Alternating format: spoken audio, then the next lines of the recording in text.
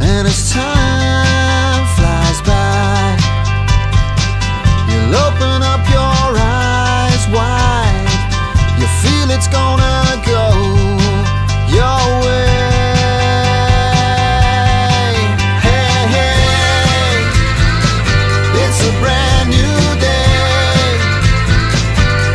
Hey, hey, hey, it's a brand new day.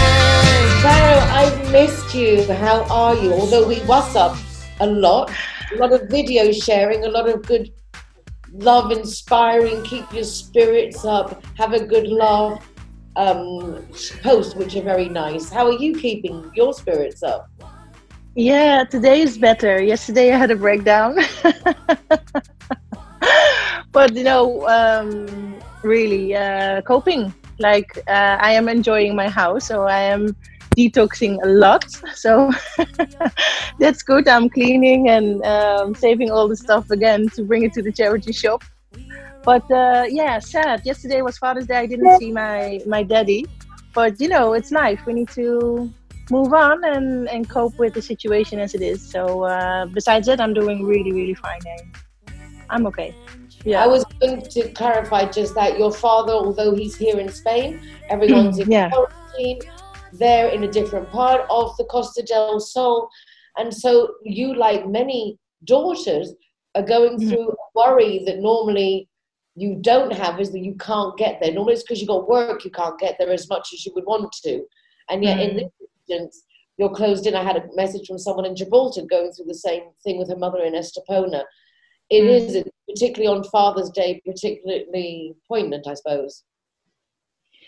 Yeah, so it's the first time in years. Normally, I do simple things. I make breakfast for him. You're together. You hug each other. You are together, and this is the first time. But hey, it is what it is. Butterfly Children Charity, obviously a delicate time for them. Challenging, yes, and very. How is the charity adapting to cope with this shutdown? So yeah, as for any other company business, it is more challenging for an NGO, of course. So yeah, we as a team we decided that the nurses are not traveling at the moment to the newborns. We had 6 newborns this year, but it's because of the high risk. They are a high risk population. We decided to do online training. So we are supporting the families. They don't feel lost, but it's all online. It's not the same, but in the end, they don't feel, as I say, lost in the situation. We closed all charity shops in Spain at the moment. So the first 2 were in Madrid, and then after that, we closed all the charity shops in Spain. And yeah, we are now creating more awareness as more people are at social media. So I will also post today and the coming days inspiring videos, for example, of Noah, which I sent to you. She's 4 years old. She's already 4 months in a hospital. She was at intensive care. She's one of a twin, and her sister also is in the hospital at the moment. But they were asked by the doctor of the hospital to say some inspiring words, as they are already in the hospital for 4 months, to COVID patients. And she made a lovely short video. So yeah, I'm going to post that later on the Facebook page. Well, it's wonderful to see you're maintaining the dedication, even though you're doing it from home, as many people are working from home. And personally, although it's lovely WhatsApping with you, it's nice to have this one-on-one, face-to-face, and share it with our other residents so that they get to see your pretty smile too.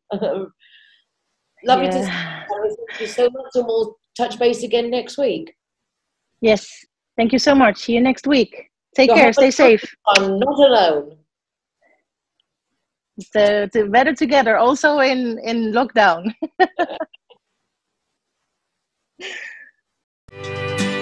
Hey, hey, Hi guys, so it's day number 3 of the lockdown and it's my turn to do the shopping and the petrol run.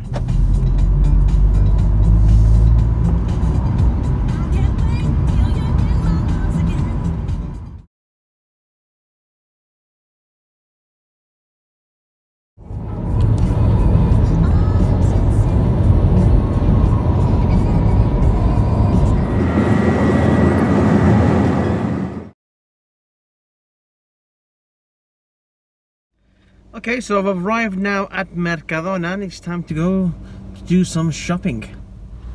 So Mercadona's car park's pretty full. I think there's going to be loads of people inside, and despite the law of, well, the suggestions of wearing a mask and traveling on your own, I've seen lots of people traveling together, walking in the street together as couples. So yeah, I'm not sure what's happening about that. So there's some people around. Oh, the shelves seem to be quite stocked up. There's plenty of meat now, and but yeah, not too full, not as full as I thought it would be. But yeah, shelves look quite stocked up. They were empty before. Some shelves are a bit bare, but some are stocked up. Okay, so I'm at the Q9 Mercadona, and as you can see, we've got new lines where we have to wait behind. So there's a minimum distance of 1 meter between each person.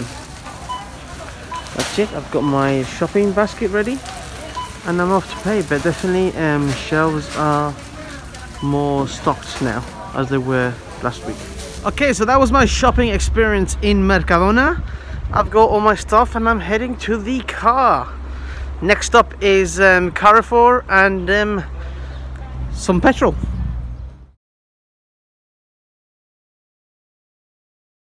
Okay, so Carrefour's pretty quiet.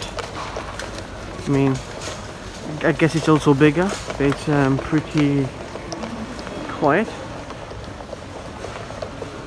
Compared to Mercadona, it is bigger, so yeah, okay. Carrefour's quite packed up, it's all stocked up. Yeah, shelves look quite busy. Some places the shelves aren't that full, but yeah, I mean, this is Carrefour in Fuengirola. So yeah, all good here. As you can see, there's plenty of the importante stuff. Plenty of this.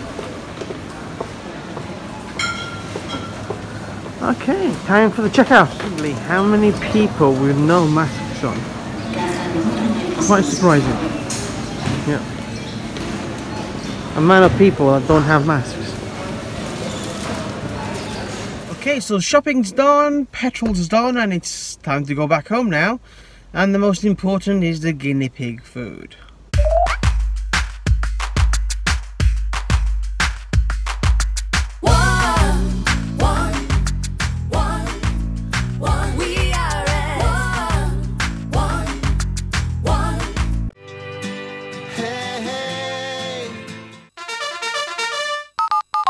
In addition to the fabulous insurance that you get with Línea Directa, being a Spanish company, they cover you by all the local Spanish laws, plus they have a fleet of tow trucks, mechanics, garages, hotels, lawyers, whatever you need.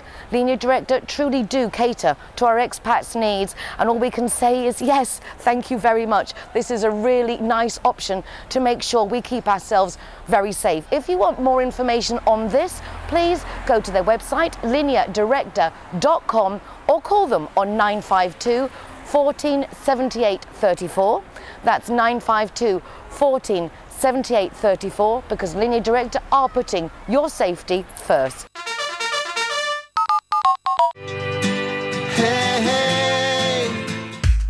Every evening at 8 p.m, people throughout the country are going out to their gardens, standing on their terraces or by open windows and applauding, making as much noise as they can to show the medical teams across the country that we really do appreciate everything they are doing for us. I know our international community will want to take part in this, although we're all closed away in our own homes.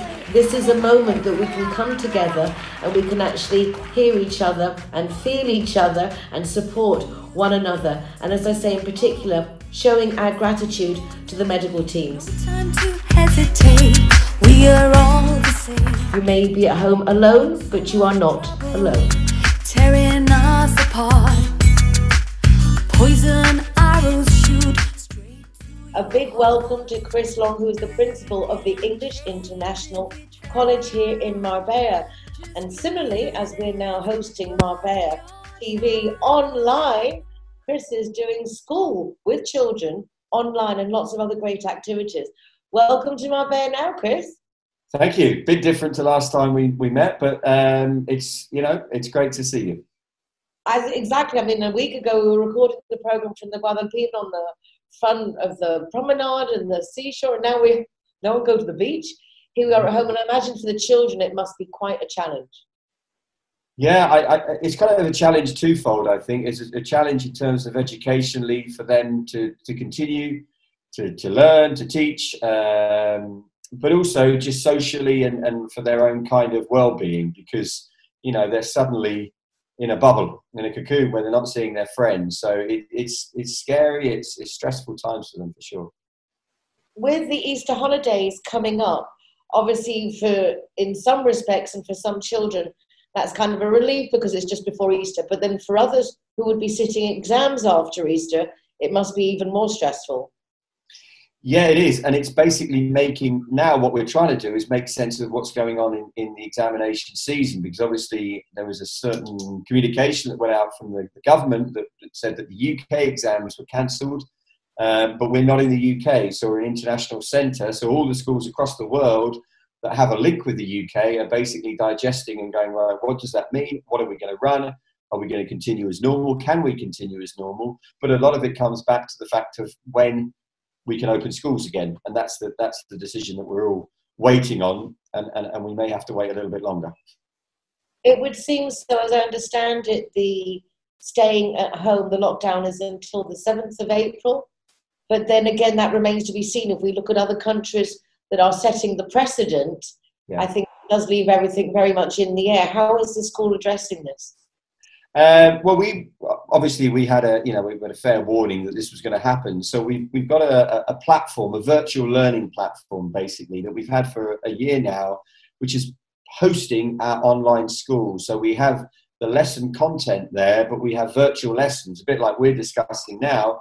We have a timetable of virtual lessons where the students are being taught, there's resources, there's feedback, there's debate, there's discussion. And we've had that up and running, obviously, this week. And it's been pretty amazing, not only seeing that, but now we're starting to see the other things that are coming from it. For example, I popped into a lesson of an orchestra and saw the orchestra take place with different students at different, obviously, their own homes and different locations. So it's trying to replicate as much as we can of a normal school for the educational side, but also to calm and to keep the students in a routine, because I think that's really important. It's surprisingly easy and effective. I think we're both discovering. I really hadn't anticipated that actually it broadens my horizons for doing interviews.